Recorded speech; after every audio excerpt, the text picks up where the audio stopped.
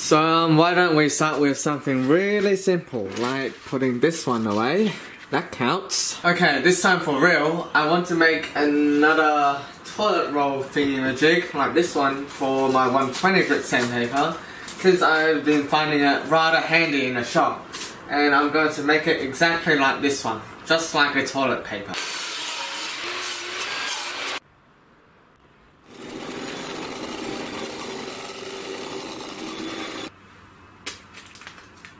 $20 ml.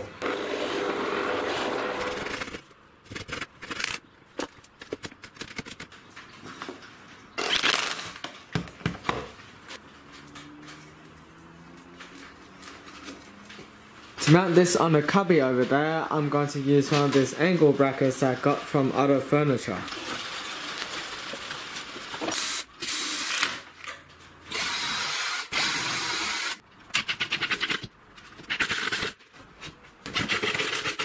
Well, that's one down and still an infinite to go. But technically, infinity minus 1 is still infinity. Next, I would like to take this cabinet apart.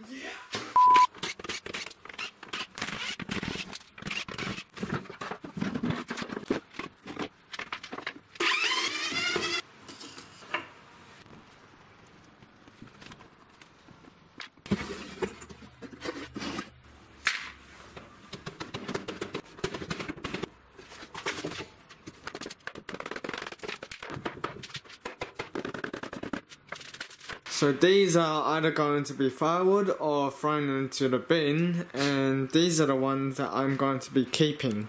There's a massive gap at the back of my workbench, as you can see there, and the gap also gives home to my insect friends, which I really don't feel like doing, since they often pop up in my drawer and give me nasty surprises. So I'm going to cut a piece of plywood to size to block the gap. I'll need more support at the back here, so probably mount a piece of wood at the back, and to do that I'll need to remove my drawers.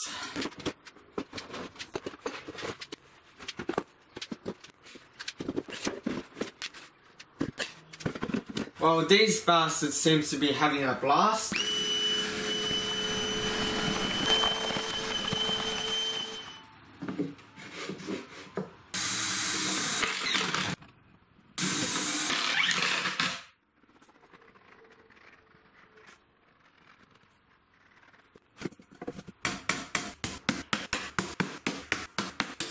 To kill off any remaining eggs, I'm going to spray it with some insect repeller. And at long last, I can put my drawers back into place. Ugh.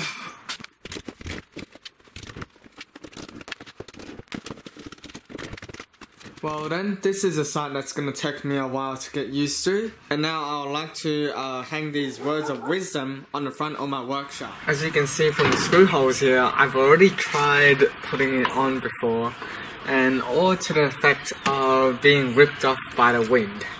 So this time I'm going to try and mount it on 2 gibs and then with 4 screws, so that there's less chance of it being lifted up and then ripped out. That's the plan.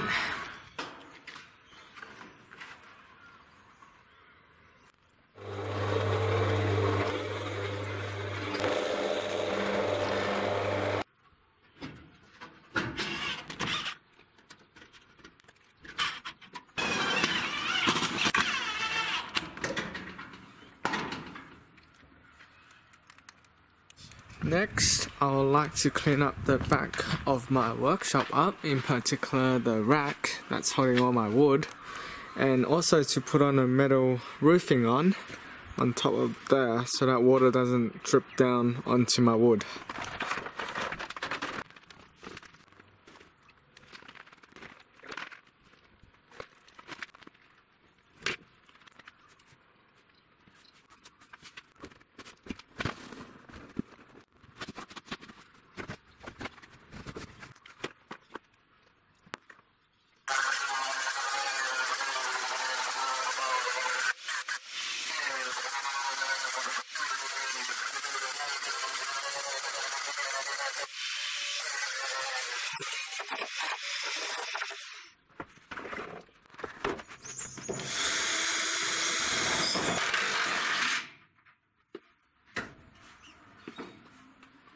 I'm just so glad I was lucky enough to pick up a sheet metal roofing off the street and be able to put it on my rack, as I am now able to put some of my more precious wood under it without fearing, you know, the weather.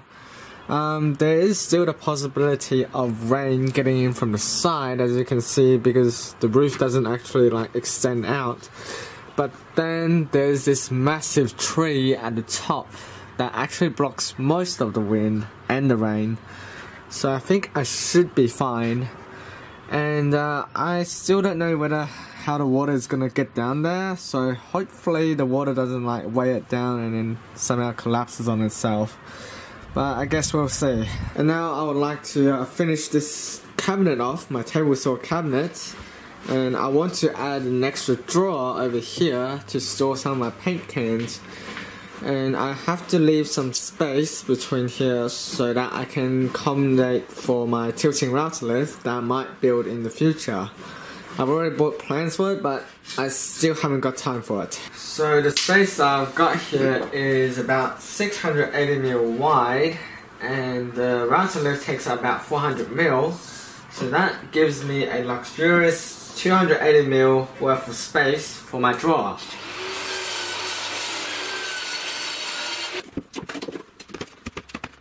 Just a bit too tight.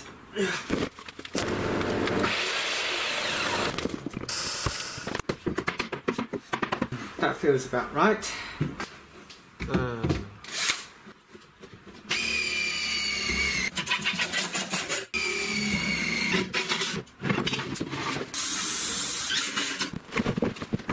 So this L bracket thing should help enclose off the router lift and also keep the dust to itself and prevent it from going into my drawer.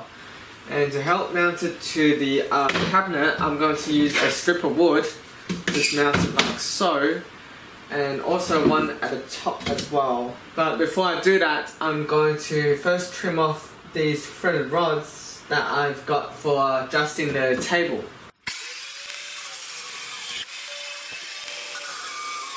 Those sparks better look good on camera.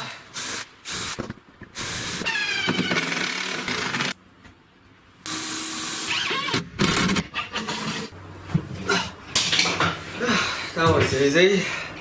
And finally to the drawer.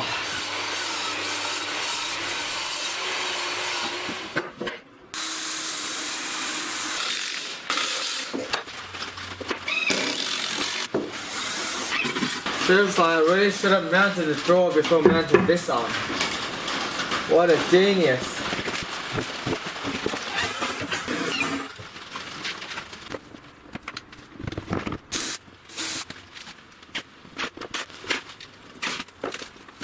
Nice, just fits my paint can. To cap it off, I'm going to add some solid wood drawer fronts to the drawers, and that should make it look quite nice. Uh-oh, looks like I forgot the drawer handle.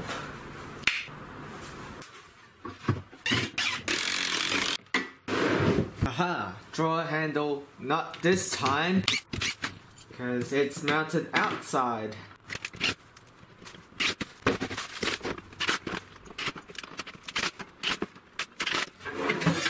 So I've put a coat of varnish on the drawer fronts and also a coat of wax. The idea is to paint the rest of the cabinet white so that it contrasts against the wood, but that won't be happening until I finish the rest of the cabinet, which is still ongoing. So this is where I'm going to end the video for now. There's still quite a bit of shop projects to do around the shop, but this video is already long enough, so I'll just do them in other separate videos.